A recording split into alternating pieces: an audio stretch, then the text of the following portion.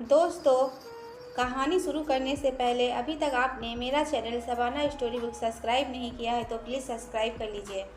Mummy जी देखिए, अभी तक कपड़े नहीं सूखे हैं। ज़्यादा देर मशीन में पड़े रहेंगे तो सिकुड़न पड़ जाएंगे और प्रेस वाले को ज़्यादा पैसा देना पड़ेगा। कब से अपने बच्चों में लगी हुई है। बड़ी बहू, इस तरह रोज अपनी देवरानी के खिलाफ मेरा कान मत भरा करो। मुझे सब पता है कौन मन से काम करता है और कौन बोझ समझकर काम करता है।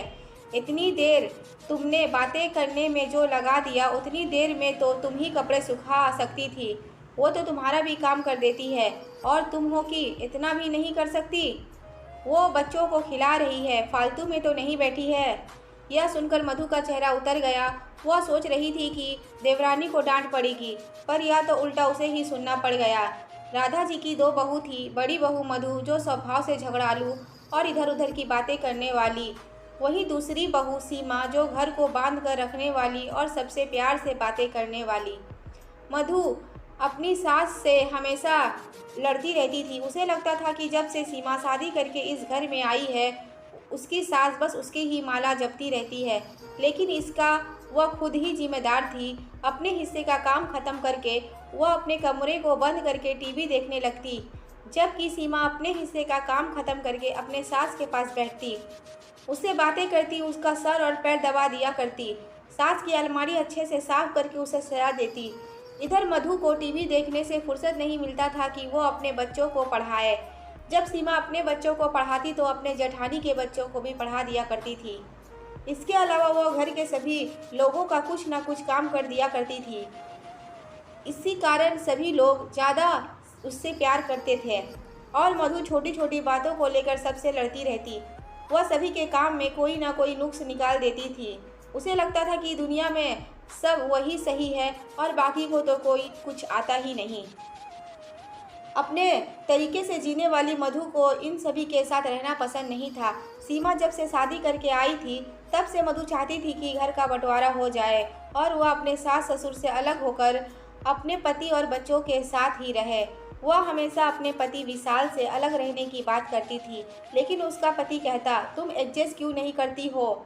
साथ में रहने में जो प्यार है वह अलग रहने में कहाँ। लेकिन वह मन ही मन ठान ली थी कि वह अलग जरूर होकर रहेगी। एक दिन मधु सुबह उठकर अपने बच्चों और अपने पति का टिफिन बनाकर बाहर आकर बैठ जाती है। तभी राधा जी पूछती है, मधु ये सब क्या है? तुम्हारे ससुर जी का चाय कहाँ है और तुमने सीमा के बच्चों का टिफिन क्यों नहीं बनाया? तो मधु उल्टा जवाब देती है, मम्मी जी मैं कोई नौकरानी नहीं हूँ जो सबके आगे पीछे घूमती रहूँ।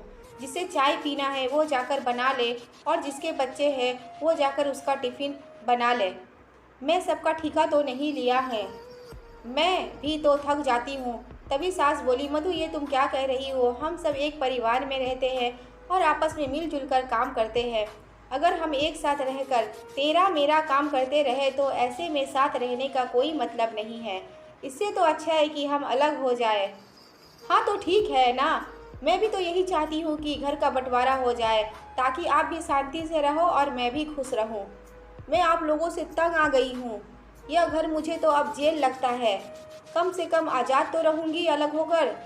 आपके साथ तो सांस भी आपके मर्जी से ही लेना पड़ता है। सुबह जल्दी उठो, आपके हिसाब से काम करो। मैं तो अपने मर्जी से ना कुछ खा सकती हूँ और ना ही कुछ बना सकती हूँ। सुबह से शाम तक बस काम ही काम करती रहूं, ना कहीं आना ना कहीं जाना।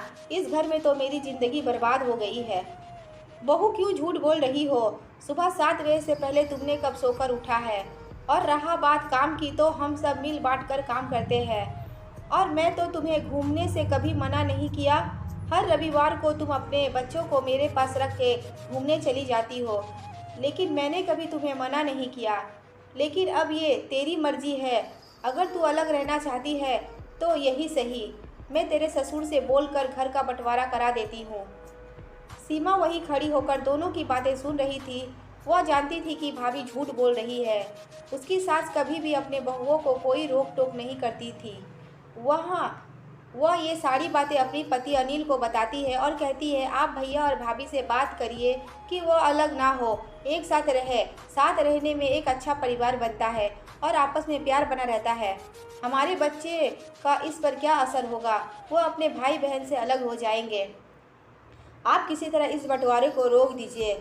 आप कुछ ऐसा करिए कि यह बंटवारा ना हो पाए।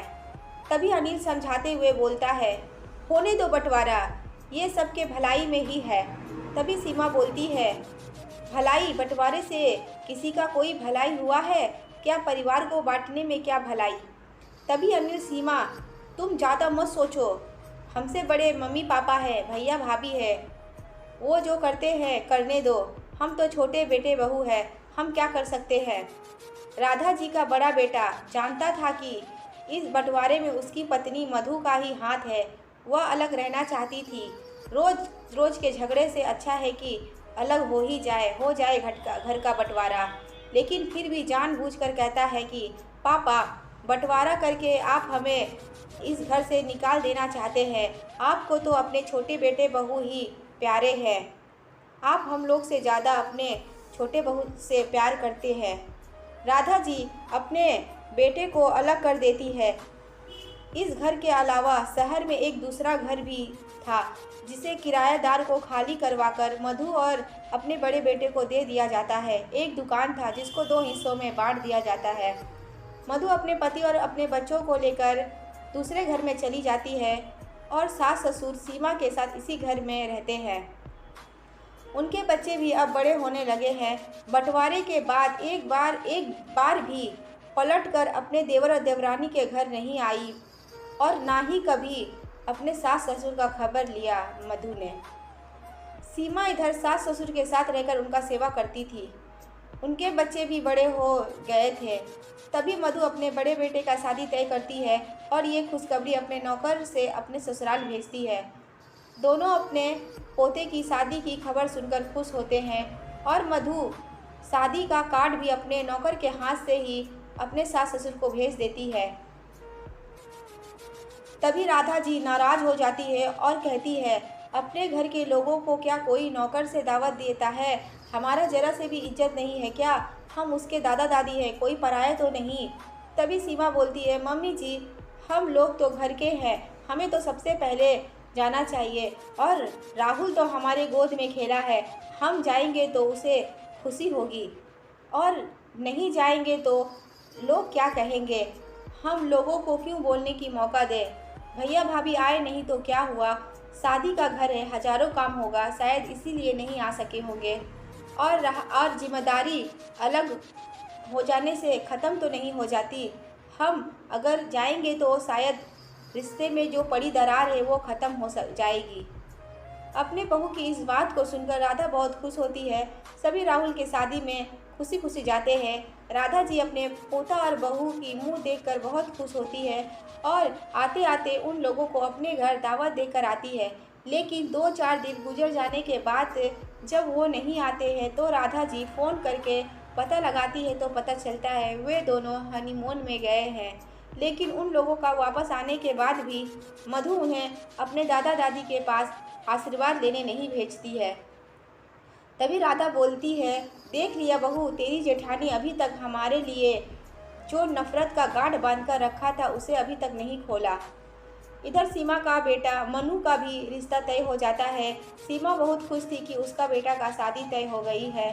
तभी सीमा अपने पति के साथ अपने सास ससुर के पैर छूकर अपने देवर देवरानी को सबसे पहले शादी का कार्ड देने जाती है और बोलती है, भैया भाभी आप सभी लोग मनु की शादी में ज़रूर आइएगा। तभी मधु का पति शादी के कार्ड लेकर बहुत खुश होता है कि मैं अपने भतीजे के शादी में तो ज़रूर जाऊंगा। लेकिन उसी वक्त मधु बोलती है, मैं तो दोबारा उस घर में अपना पैर नहीं रखूंगी जिस घर से मुझे निकाला गया था। मैं तो उन लोगों को अपने बेटे के शादी में बुलाना ही नहीं चाहती थी, लेकिन आपके कहने पर मैंने नौकर के हाथ से कार्ड भेज दिया। लेकिन इससे मुझे बहुत आश्चर्य होता है कि वे लोग भी मुंह उठाकर कैसे चले आए। मैंने सामान पैक कर लिया है, हम कहीं बाहर घूमने जा रहे हैं। मनु की हल्दी का रस्म होता है, सभी लोग हल्दी लगाना शुरू करते हैं, पर सीमा की नज़रें अपनी जेठ और जेठानी के आने का इंतज़ार करती है। काफ़ी देर बाद भी दोनों नहीं आते तो राधा जी कहती है, देख लिया बहू, वह तो जेठानी है, वह नहीं आएगी। और उसे रिश्ते की अगर कदर होती तो क्या वो अलग होती? वह तो अपना बेटे का शादी का कार्ड भी नौकर के हाथ से भेज दी थी और एक तू है कि उसके घर भी जाकर आ गई। मम्मी जी, आप अपना मन छोटा ना करें। हमने तो पूरी कोशिश की ताकि हमारे मन में कोई मलाल ना रह जाए। हमने तो रिश्ते को जोड़ना चाहा, बस सबको साथ लेकर चलना चाहा। मनु की शादी की हर सब रस्म के समय उसके पति और सीमा अपने बड़े भैया और भाभी का इंतज़ार करते रहे। फ़ोन भी लगाते रहे पर उन्होंने फ़ोन भी ना ही उठाया। और रात को सीमा अपने पति से बोलती है, आप मुझे एक बार भाभी के घर ले चलिए, मैं उन्हें मनाकर ले आऊँगी। दोनों शादी के फेरे से पहले उनके घर जाते हैं तो घर के बाहर ताला लगा हुआ था। आज उनकी कोशिश और रिश्ते की हार हो जाती है। भाभी ने ऐसा क्यों किया? बंटवारा तो उनकी ही मर्जी से हुआ था। वह साथ में भी रहकर खुश नहीं थी और अलग रहकर भी रिश्ते नहीं निभा पाई। सीमा यह मन ही मन सोचती हुई वापस लौट आई। दोस्तों, साथ में रहकर लड़ने झगड़ने से अच्छा है कि अलग रहकर प्यार से रहे। अलग रहने का मतलब ये नहीं है कि हम सारे रिश्तों को तोड़ दें। अलग रहकर भी हम रिश्ते नहीं निभाएंगे तो फिर खून का रिश्ते में दरार आ ही जाती है। खून के रिश्तों को तो हमें मरते दम तक निभाना चाहिए। दोस्तों, कहानी कैसी लगी? अच्छी लगी तो अपने दोस्तों में शेयर करें और हमें कमेंट करके ज़रूर बताएं। मेरे चैनल को अभी तक सब्सक्राइब नहीं किया है तो प्लीज़ सब्सक्राइब कर लीजिए। अब मैं मिलती हूँ आपसे एक नई कहानी के साथ, तब तक के लिए।